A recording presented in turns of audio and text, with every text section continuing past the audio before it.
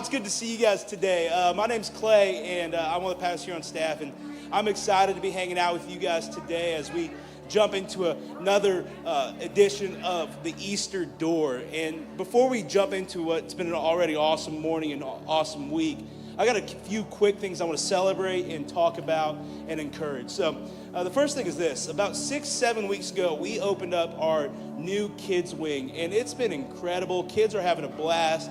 And with that, what we have seen is we've actually seen an influx of families and kids over these past 6 weeks. And it's been awesome. It's a really cool thing to experience. And I know our VIPs there are loving it. But the thing with that is when more kids come, more families come, that means we need more VIPs. And I'm looking at a group of people, like maybe you are teamed up, maybe you're not.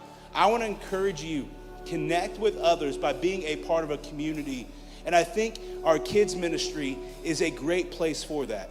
Now, I don't know what generation that you are in. You might be the generation that watched the Jetsons, or you watched He-Man, or you watched Rugrats, or you watched Power Rangers. I don't know what generation you grew up in, but what I do know is every single one of us, when we were kids, we had people in our lives that we needed to invest in us. And you, if you jump into this idea of being a VIP for a kids ministry, you can be the person that you needed when they are your age. There's kids there that need you to invest in them, to love them, to show them who Jesus is. And there's a great opportunity each and every single week to do that. And I want to encourage you and I want to challenge you today. If that's something that you feel God's calling you to, whether it's something you feel really gifted at, or you feel like, man, God's just calling me to this, come talk to me in the lobby. I would love to have a conversation with you about that. Another addition thing I want to celebrate and talk about and encourage is camp. Camp this year, we've already announced it for the past few weeks, and it's going to be bigger and better than ever. We have a student ministry of about 50 students and leaders coming down from Indiana that's joining us. We have a worship team from Tampa coming up to help lead us in worship. We've got a speaker from Illinois at a really one of the largest churches in America coming down and speaking for us. So it's going to be bigger and better than ever. And if you have a middle schooler or a high schooler, if you are a middle schooler or a high schooler, I want you to get teamed up that way. And I want you to sign up for camp. I want you to be a part of that community. And the easiest way to do that is through the app. Don't miss out on what could be the best week of your entire life. Now, the last thing I have to say is involves the name tags that are on each of your seats. So if you guys would do me a favor, go ahead, grab those. Grab a Sharpie next to you. Write your name on them, and then put the name tag on your chest. Now, you might be going, Clay, why do we have name tags? Well, you'll find out. It plays into the sermon later. So go ahead and do that for me as we jump into service today. And as you're doing that, we're going to show some baptisms. We're going to celebrate that baptism, and then we are going to jump into worship. So go ahead, fill that out, celebrate these baptisms, then we're going to kick into worship in just a second. Thanks, guys.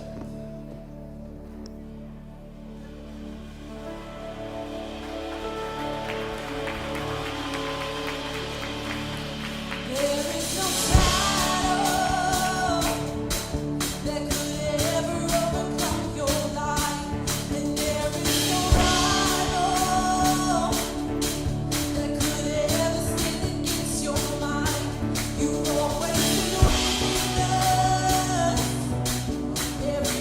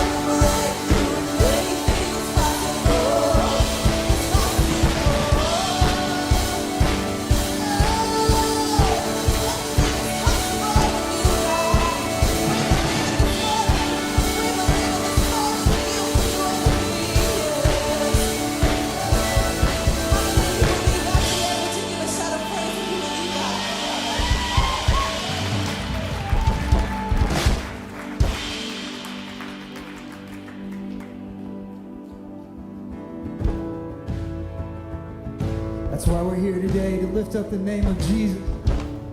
We'll sing this out together this morning. And our praise is shaking heaven, and heaven is shaking earth, shattering every stronghold, reversing the curse. So sing with the reckless abandon, sing loud in spirit and truth, sing to the gift and the giver, God you are Lord. Let's sing it out. 'Cause I'm just gonna praise you, praise you, praise you in the morning, praise you, praise you, praise you through the night.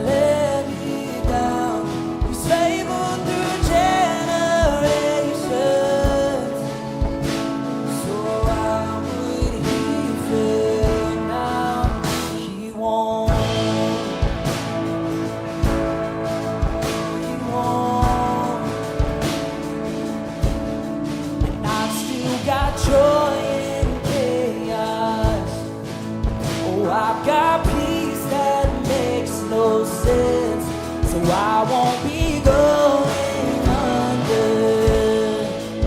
No, I'm not held by my own strength, 'cause I live my life on Jesus.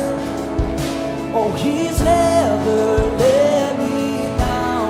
He's faithful through every season. So why would He fail now? He won't. He won't. He won't fail.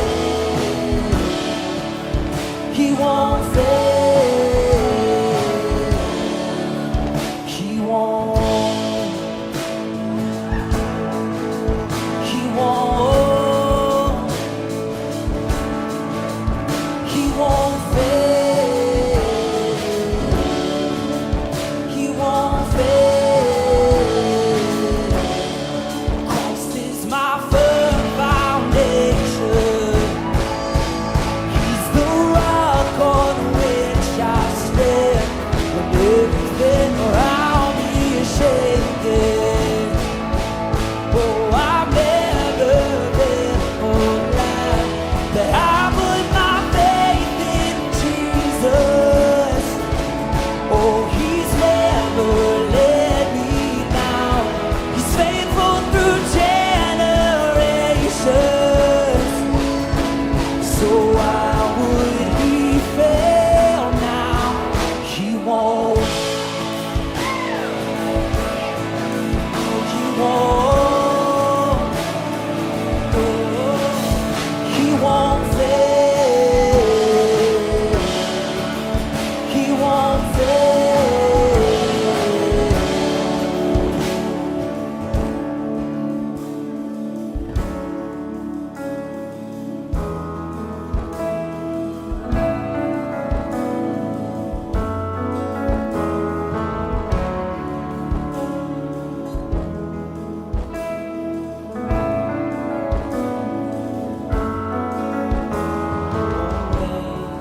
Came when my house was built on you. I'm safe with you. I'm gonna make it through. Came when my house was built on you. I'm safe with you. I'm gonna make it. Oh, rain came when blue, but my house was built on you. Oh, I'm safe with you. I'm gonna make it through. Oh, I'm gonna make it through. 'Cause I'm standing strong on you. Yeah. Oh, I'm gonna make it through.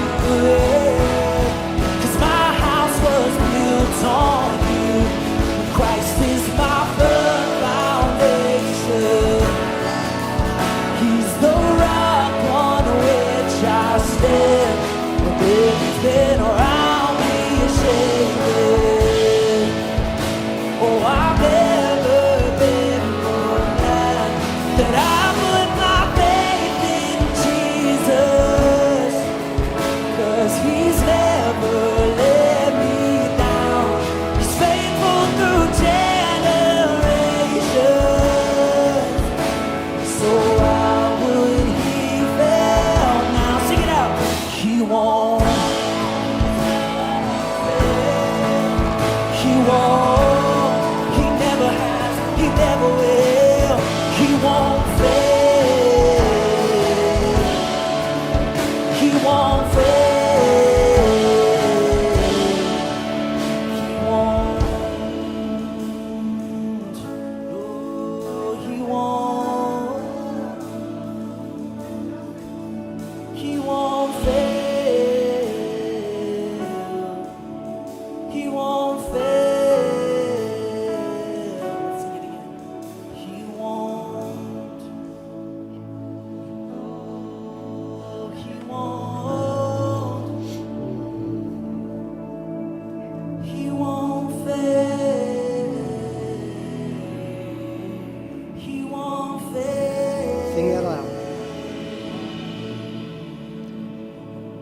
won't fail. Isn't it good to know that we serve a God who won't fail? A God who won't fail. Rains come, wind comes, he won't fail. Man, we got a good group here today at the 11:30. I'm excited about this, and man, we're gonna do something a little different. Like most of you, I'm looking around, you got name tags on, all right? And I'm proud of you for doing that. Now, if you don't have a name tag on, it's one of two things. It means one, you showed up late and you didn't hear the announcement, okay? Secondly, and that's okay, it's acceptable. Secondly, you don't have a name tag on because you're like, you can't make me put a name tag on, right? Like some of you are just a rebel just like me. Like if I was sitting in your seat, I probably wouldn't have put it on. Like I put one on because I knew I was going to stand in front of you and tell you to have a name tag on. So I understand for those of you who are rebels and you don't have one, it's acceptable. Except we're going to do something right now that requires at least that you share your name. And we never do this, all right? We've never done this on this campus. We'll do it at Coastal all the time, but we never have done it here. Something we're going to do is I'm going to ask you to greet one another. And I don't mean greet one another like 10 seconds, say hello to somebody around you and sit down, that just be cordial. Like we're talking about community today. So what I really want to challenge you to do is I'm going to challenge you to go and build community. Like actually have a conversation. Many of you are sitting in the same place that you always sit. Some of you not, but most of you are. Because you're creatures of habit, yet you have no clue who the guy is over your left shoulder or who the person is down on your right. So this gives you an opportunity. And when you talk to them, like I want you to find out their name, I want you to find out where they're from, how long they've been coming, like have community. And in addition to that, some of you in this room, because I know it's the 11:30 hour, which means there's a lot of single people here, now's your opportunity. Okay? Like if you've been looking across the room for a while going, one day I'm going to figure out his name. Now's your time. 2 minutes. Go find somebody. Don't let somebody sit by themselves. I know it's awkward, but go build some community.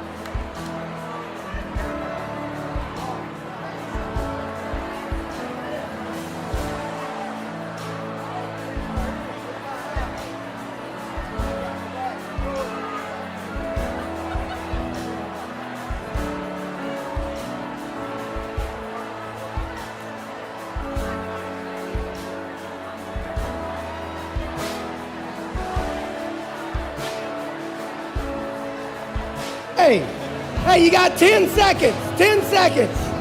That was enough time for me to get a Diet Coke.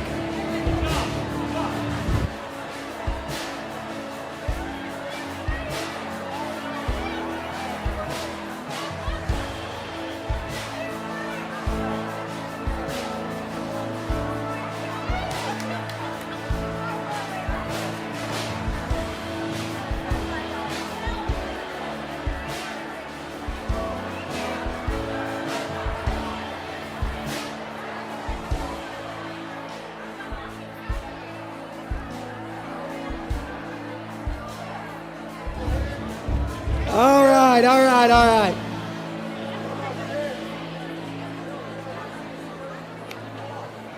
Man, I'm glad you guys are here. I'm glad you're talking. Hopefully you met somebody new. It's so important as a church And I know some of you are brand new with us, and you're like, that was the most awkward thing I've ever done. Some of you have been coming for a while, and you're like, that was the most awkward thing I've done. Please don't ever make us do that again. I can't promise you I won't, but if you are new, I just want you to know, we don't do that a lot, but there are some benefits to it.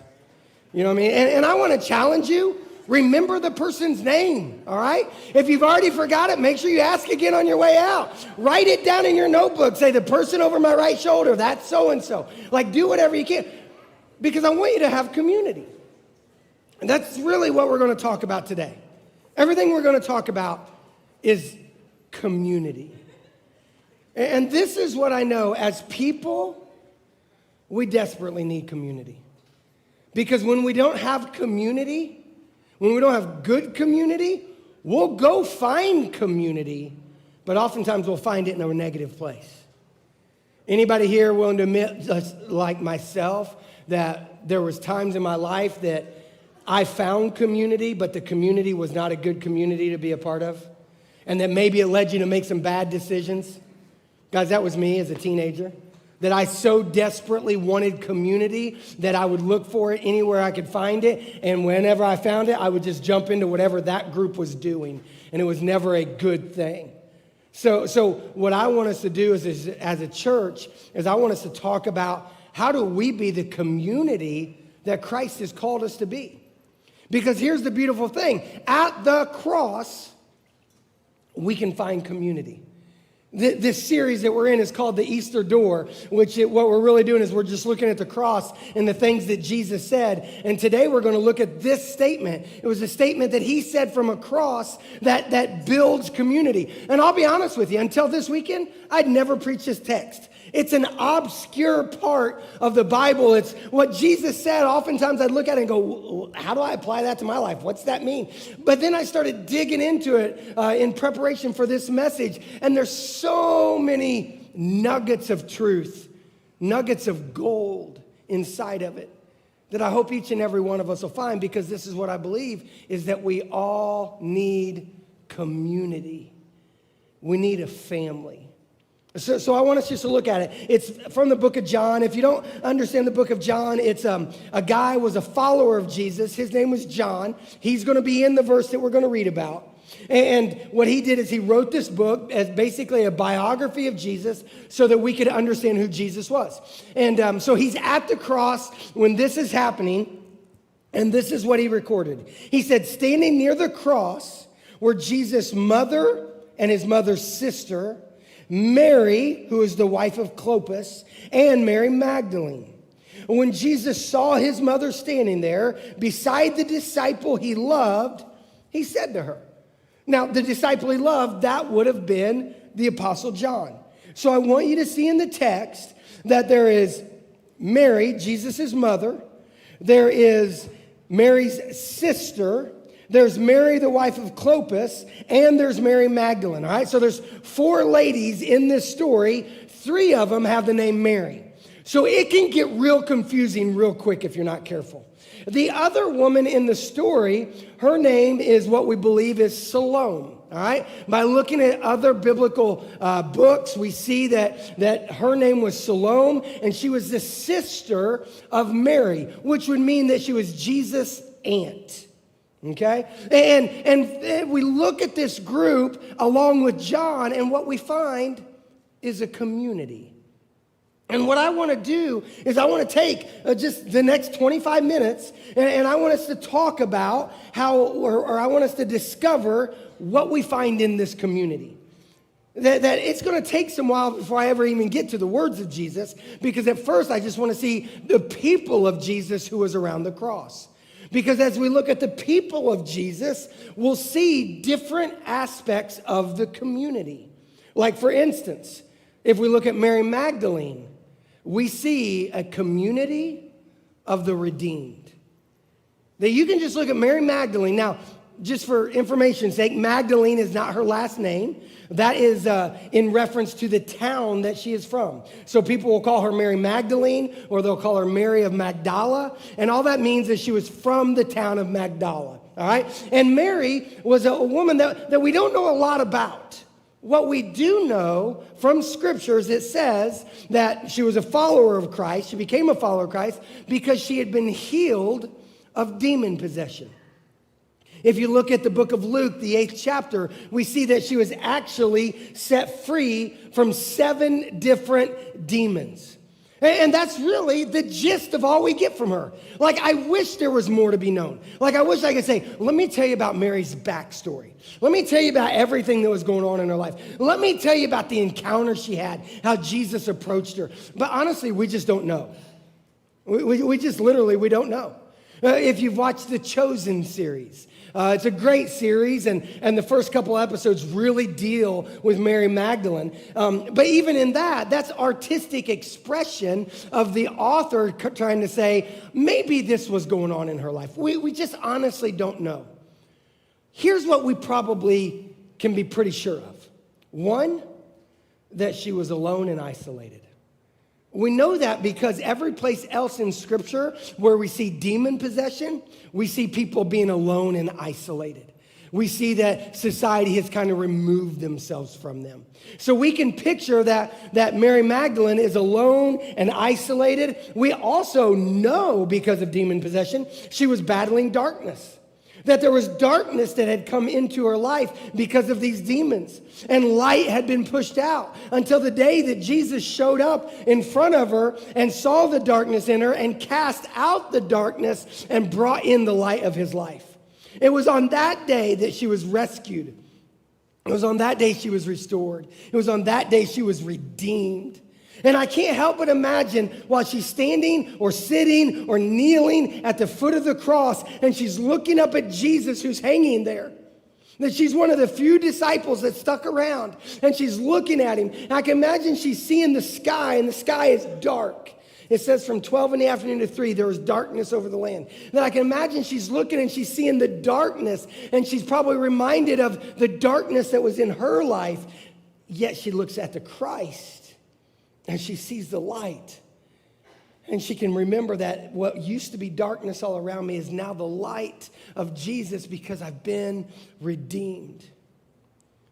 How many of you or myself find ourselves in the shoes of Mary? And now, probably none of us in here would say we were demon possessed. But any of you ever felt like you were in a dark place before you met Jesus? Anybody with me? I know, that's me. I was in a dark place. I was alone. I was isolated. There was darkness winning in my life until I came to the cross. And when I came to the cross, I was introduced to Jesus who redeemed me, but I was also surrounded by a community. I was surrounded by Randy and Suzanne Weiss. I was surrounded by Scott and Marcella Johnson. I was surrounded by Steve and Julie Gregory. I was surrounded by Bill and Connie Van Hess, who they took me to Jesus and they helped me to be redeemed with Christ, but then they also stuck around in my life and helped me to restore things. They helped me to grow. They took care of me and they invited me into their community. And guys, that's what the church, that's what this community has to be about. We have to be a community where people who feel like they're walking in darkness can come in and find the light. Amen? You with me, Allison? Like that's what we've got to be. We've got to be a community where people who feel like they're in the darkness can come in and find the light. We've got to be a community where we can point people to the cross and we can say, lay down your baggage, lay down your junk, lay down your dirt. Just let it all be. And then we got to bring those people in because we have to be a ministry, a community of the redeemed. And here's reality. When we do that as a church, it's messy. It's messy. And the reason it's messy is because we are people, and as people, we are messy. Agree? You agree with me? I hear Hal agreeing with me. I don't know where you're at. Oh, I found you. I was looking for a Ducat. What's wrong? You not supporting them today? That's a different sermon, different day. All right, but anyway, Hal, you're with me, right? Like, it's going to be messy. We're all jacked up. That is truth. But we should be a church where jacked up people can come and find Jesus. Amen? Like, I needed that in the other sermon, okay? But anyway, you get me. Here's another way for me to say it. We have to be a church with blood-stained pews. And I know some of you are thinking, oh, time out, Josh, what has happened to you? You bring a cross into the church 2 weeks ago, now we're wearing name tags, and now you're saying we need pews? Here's what I mean. There's a story of a church with blood-stained pews. And I desperately want our church to be like their church. See, what happened is it was June 5th, 1944. That date might stick out to a couple of you. That's D-Day. That's the day that the troops landed on the beaches of Normandy and for during World War II. But those weren't the first troops that landed there. See, there was a group from the 101st Airborne Unit, paratroopers, that paratrooped in over the cover of darkness in the middle of the night. They were what you call pathfinders. Their job was to land and to kind of clear a path to the next village so that when the people landed on the beach, as they made war there, they could get to the next village. So these paratroopers come in under the cover of darkness, and they're getting shot at, and their planes are going down, and they're jumping out, and they're paratrooting down to the swamps and to the area. And two of the guys that jumped out of the plane that day, one of them was named Kenneth Moore, and the other one was named Robert White. The difference between Kenneth and Robert is that when they jumped out of the plane, they didn't have machine guns.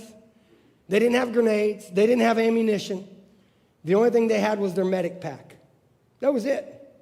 Because they weren't soldiers, they were medics. They were going to help heal people, but they were part of the group. So they landed in the swamps, and they found their place to this little French town called Ongoville.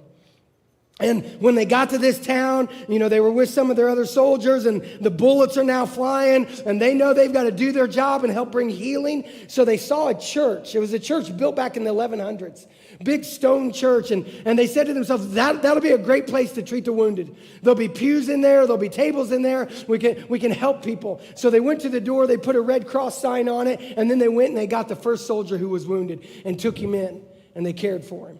And then they went out and got another one. And then another one, and then another one. Over the course of 36 hours, they helped between 70 and 85 different people find healing. In the midst of while they were helping people, a mortar came through the ceiling at one point, went through the ceiling, hit the ground. Fortunately, it was a dud, so they threw it out. A little bit later, a German soldier came barreling through the front doors of the church. And as he came through, he had his machine gun in his hand, and he was about to wage war on everybody there. And as he picked it up to start to shoot, he noticed that all it was medics and wounded. And maybe it was the Spirit of God, I don't know, but it came over him. And it says that he backed out, he crossed himself, and he shut the doors. For the next 36 hours, they took care of people. They helped people. They said that they helped Americans, they helped Germans, they helped the French locals. It didn't matter because it wasn't about who was winning or who was losing. It was about helping the hurting. And when the war, or when that battle ended and they moved on, and then the war ended eventually, the local townspeople came back and started to rebuild their town. And they went to their church, and they started to rebuild their church. They put new stained glass windows in. They took care of the areas they could. And then they came to the pews. And this is what they found on the pews. Bloodstains. And they tried to decide, well, what do we do? Do we just cover them up? Do we sand them down? Do we get rid of it? But somebody in the church said, no. That's a great reminder of what our church should be. This will always remind us that our church has to be a place for the wounded to heal. Has to be a place for those who are hurting to come and find help. And still today, that's what the pews look like. Those are modern day pictures of the pews. I read about that in a book, and this is what the author said. He said this. He said, they wanted to make absolutely clear to the future generations, this church was built in the 1100s to be a place of hope and healing for broken, hurting people. And on June 6, 1944, that's exactly what it was. It was a place for the wounded to come, for the injured to bleed, for the people to be healed, for the hurting to be cared for, no matter who they were, their beliefs, or their background. This is the church of the blood-stained pews. This is the place where the hurting can come, the wounded can heal, the suffering are welcomed, and people are redeemed. That's the church of Ongoville, and that's the kind of church I want the Rock to be. Are you with me? You're with me, James? That's what we need to be. That's the kind of community you find at the cross.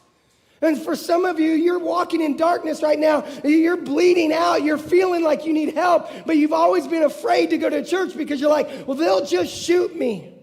Well, I can tell you this. It is my prayer that no one gets shot here, but you find a family at the cross of the redeemed.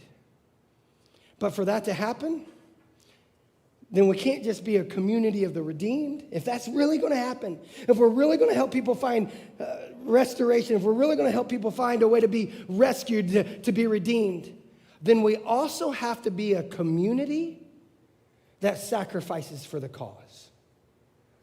See, we can't just go, oh yeah, let's make sure that we're a church for everybody, that they can come and they can find Jesus. Well, for that to happen, we have to be a community that sacrifices for the cause. And for that, I want to take you back to the cross. That at the cross, we see Mary Magdalene. But I want to remind you about two other women that were there. One of them was Salome. The other was Mary, the mother of Jesus.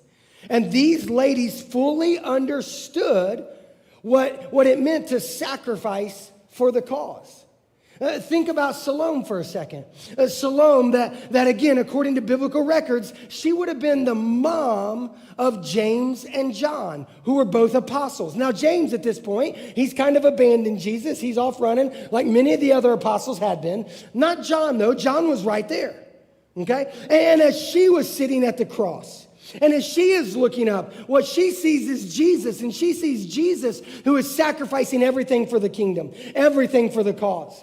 And I can just only imagine at that moment while she's seeing the sacrifice that Jesus is making, that she sees another cross on his right and another cross on his left. And I wonder if at that moment she remembers that it would have been weeks earlier, maybe months, maybe even a year earlier, that she looked Jesus in the eye and said, hey, can you do me a favor? When you come into your kingdom, can my son stand on your right and on your left?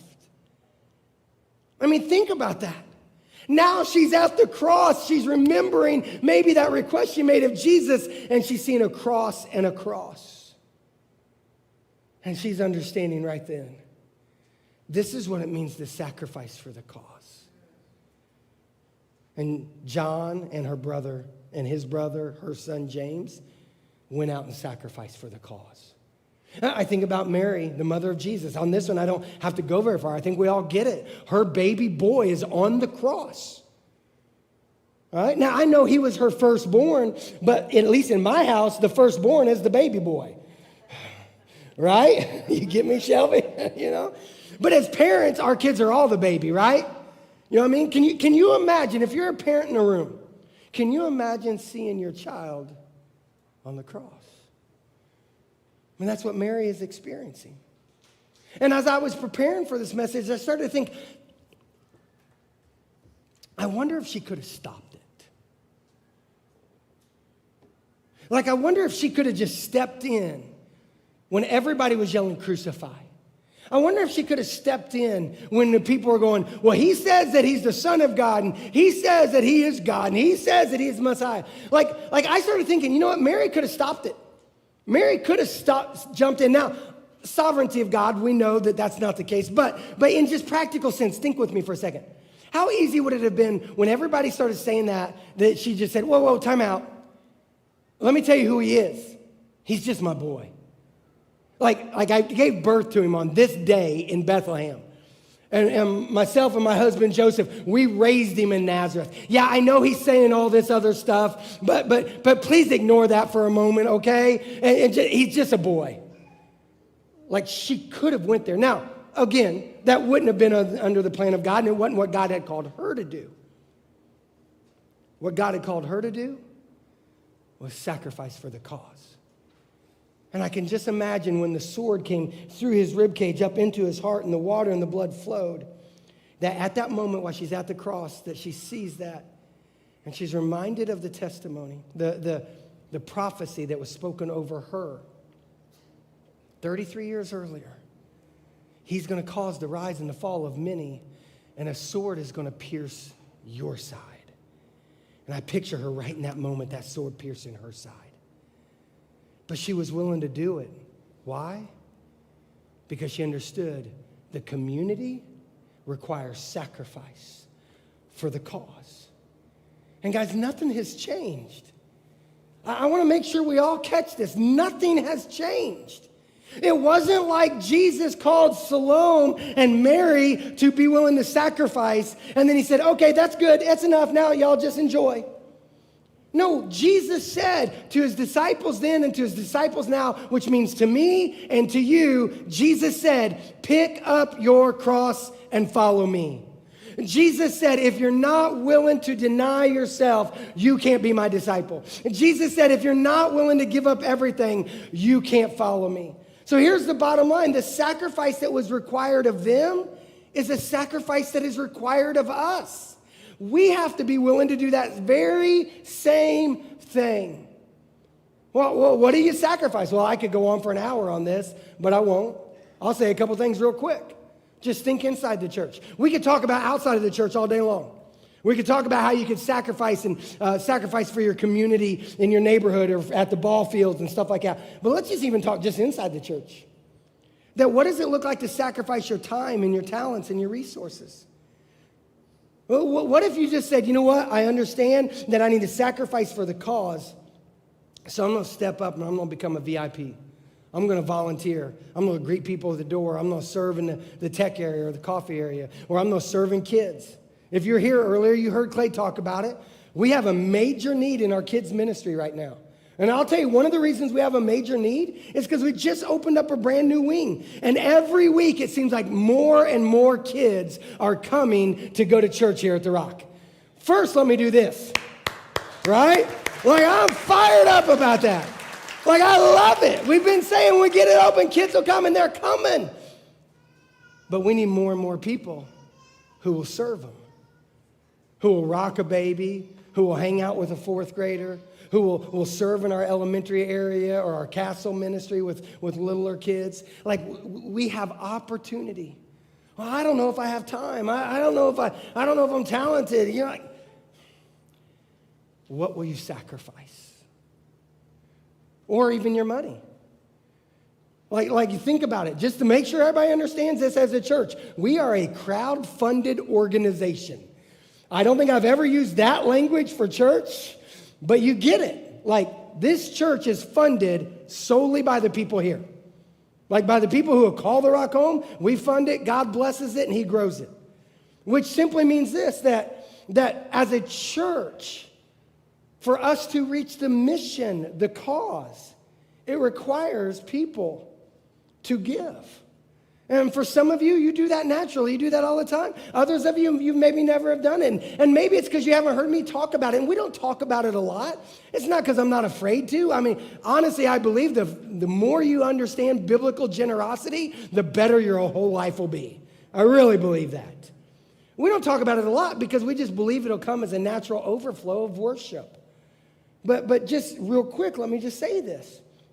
That just as those ladies, they funded the ministry of Jesus, the church funds the ministry of Jesus. Obviously with God's blessing. But the church people honor him and give.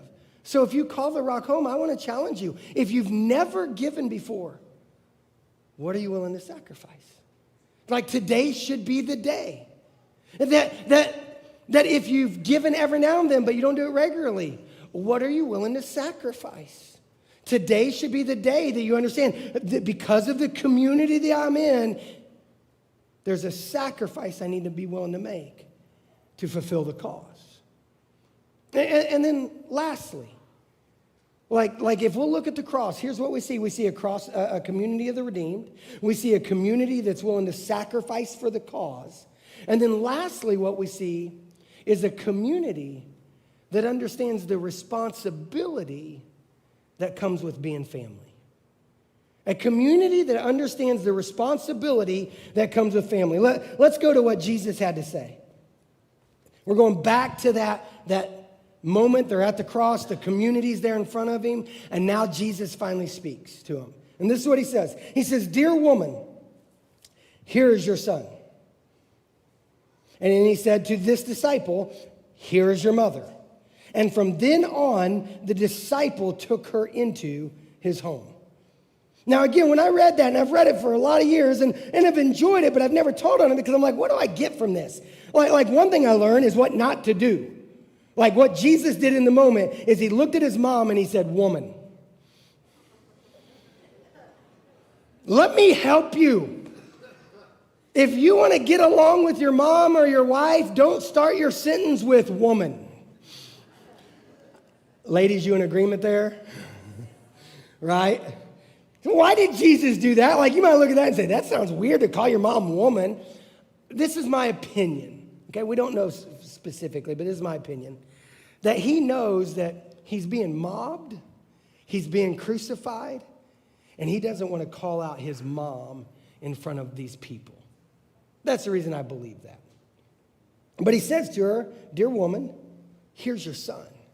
And he points out John. Again, why does he do that? Like, why does he look at John, who's not her son, he's actually Salome's son, and say, "Now, here's your son"? I mean, remember, Jesus had 4 other brothers and at least 2 sisters. That he had brothers, that James and Jude and 2 others were his brothers. Scripture says that he has sisters. He could have had multiple. We don't know. We know at least 2 because it's in the plural. So there's at least, bad math with my fingers, there's at least 6 other siblings that could have taken care of his mom. So why does Jesus look at John and say, take her in as your mom? Wouldn't that have been James's job? Wouldn't that have been Jude's job? Wouldn't that have been somebody else? Well, here's why. Because they didn't believe in Jesus. Like his brothers and his sisters, at least at this point in his life, they didn't believe that he is the Messiah. They didn't believe in who he was. So what Jesus did is he looked at John and he said, "Spirit is greater than blood." And he said, "This is now your family." That when you come into a relationship with Jesus, the Spirit of God comes into you and you become part of a family. And we always think blood is thicker than water. Maybe, but the Spirit is thicker than blood. The Spirit is thicker than blood. So John took Mary in as his mom for the rest of his life. And here's what I want you to see with that. Is some of you are here and you don't feel like you have family. Some of you are here and you feel like an orphan. Some of you teenagers that you're struggling because you just don't feel like you got family at home. Some of you are here and there's been a struggle with your real family and you're going through life alone and in isolation, maybe in darkness. At the cross, you find a family. At the cross, I found a family in that church that matured me and grew me up those first couple years of college. And then I went on to serve in another church, and there was a family there in southern Indiana. And every place I've been, I found a family because the Spirit is thicker than blood. Nothing wrong with blood. Remember, John is there with his mom. Nothing wrong with that. But it was the Spirit that united them even more so than their actual blood. So I want all of us to recognize when we come into this community, you get grafted in. Or maybe a better way to say it is you get adopted in. None of us are in this community based on our own works, based on our own abilities, based on our own bloodlines. We are part of this family solely because of the work that Jesus did on the cross on our behalf. And he said, into the family you come. Let me bring you into the family. And as a family who is a biracial family through adoption, let me just tell you how beautiful it is when I look at my kids and I go, no, you're a Finkley. You're a Finkley. You're part of this family. But it's more than just them coming in and taking on my name. It's understanding that the Spirit of God unites us all. And you might be here today saying, man, I desperately need that. Then come home. Come home. Connect with Jesus because he'll connect you to your Father. And you'll find a real family with a dad that is the best dad in the world, in the universe. That's the kind of dad you'll find. But then you'll also find brothers and sisters. Brothers and sisters who should love one another, serve one another, encourage one another, correct one another. But we got to love and serve and encourage and correct, but we got to do it in the right way. See, unfortunately, let's admit it, sometimes as family, we shoot one another. Like I think back to this story about that church of Ongoville, that soldier came in and he could have waged war on everybody, but he's like, no, God's at work there. I'm getting out of the way. Yet how many times do we as a family come in with a machine gun and shoot one another? That's not what God calls us to. He calls us to encourage, love, serve, and correct, but to correct in a great way. So I want to challenge you today. Get involved with the community. Now, how do we do that? I'm going to make it real simple. Some of you, you've been walking in darkness, and it's time today to come to the light. I'm going to invite you just to go to the cross. I'm going to be over there. I'm going to ask some of my prayer counselors if you'll go over there. And if you just want to talk to somebody about what it means to surrender to Jesus, if you're ready to go from the light, from the dark to the light, we want to help you do that. And you might want to pray with somebody. We'll be there for you. You might just want to go there and take a card and write your name on it and nail it to the cross and say, I want to be part of the community. I want to be part of the family. I need to be redeemed. I'm laying my junk at the foot of the cross and I'm coming to Jesus. You want to do that? You head that way. Others of you, what you need to recognize today is, you know what? I know I'm part of the community, but I haven't been sacrificing and I haven't been taking on responsibility. Today's the day that ends. It's real simple. Just know that, you know what? I'm going to sacrifice for the cause. And I'm going to get involved.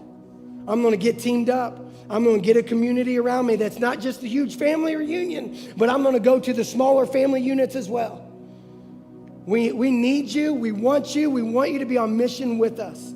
So here's what I'm going to challenge you to do. Is as soon as service is over, go to the Connect Corner. When you go to the Connect Corner, they'll talk to you about ministry, but then I'm going to challenge you to go a step further and stay for 30 more minutes. We're going to have a walk-through class that's going on immediately after service. It'll last 30 minutes where you can find out more about the community and how to get plugged in. Because I don't want you just to hear a message and then go, okay, let's go eat lunch. Let's do something with it. Some of you need recovery right now. We have an incredible ministry that meets on Tuesday nights called Regen to help you walk through your recovery. It's incredible. Some of you need to go to it. So as soon as service is over, go to the Connect Corner and say, I need to talk to somebody about Regen. We want to be a community that gathers at the cross, sacrifices for one another, and lives out our responsibility. So let's do that right now. If you need to pray, if you want to take communion, you want to meet us at the cross, I'll be there. Let's go. Connect with Jesus as he connects us with the Father who loves us.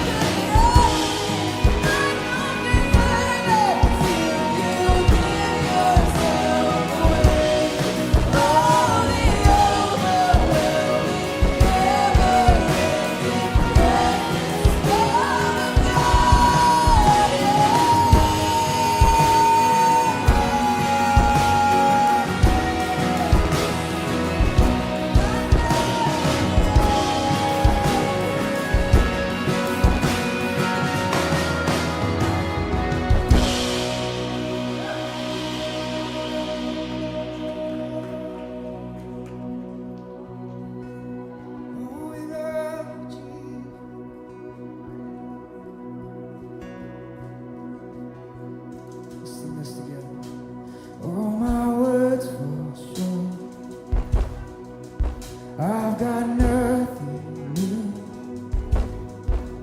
How could I explain all my gratitude? I could sing this song as I often do. Every song is filled with sweetness. So I throw up my head and praise you again and again. 'Cause all that I have is a hallelujah, hallelujah. And I know it's not much, nothing else fit for a king except for a heart singing hallelujah,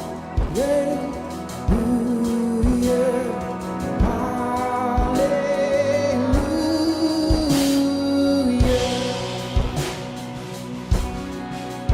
I've got one response. I've got just you. With my arms stretched wide, I will worship you. So I throw up my head and praise you again and again. 'Cause all that I have is a hallelujah,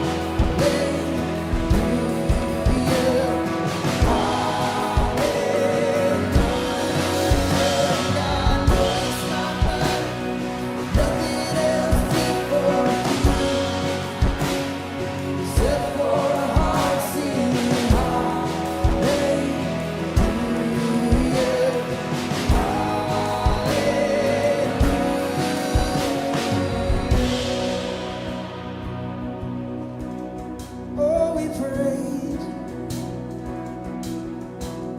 Oh, we praise you.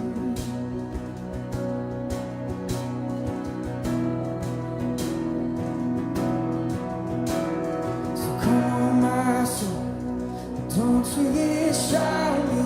Lift up your soul. 'Cause you got life inside of those arms.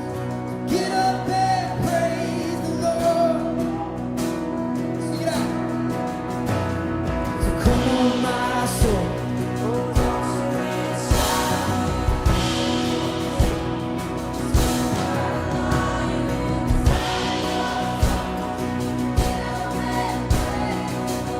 Oh, y'all sound so good this morning. Let's do it. Come on, come on. So come on, my soul. Don't you get shy when you lift up your song. 'Cause you got life inside of those arms. So get up and praise the Lord. Sing it out. So come on, my soul. Don't you get shy when you lift up your song. 'Cause you got life inside of those arms. So get up and praise the Lord. Sing it out. So I throw up my head and praise you again and again. 'Cause all that I have is a hallelujah, hallelujah. And I know it's not much, but nothing else fit for a king except for a heart singing hallelujah, hallelujah. So I throw up my hands and praise you again. Sing it out, church.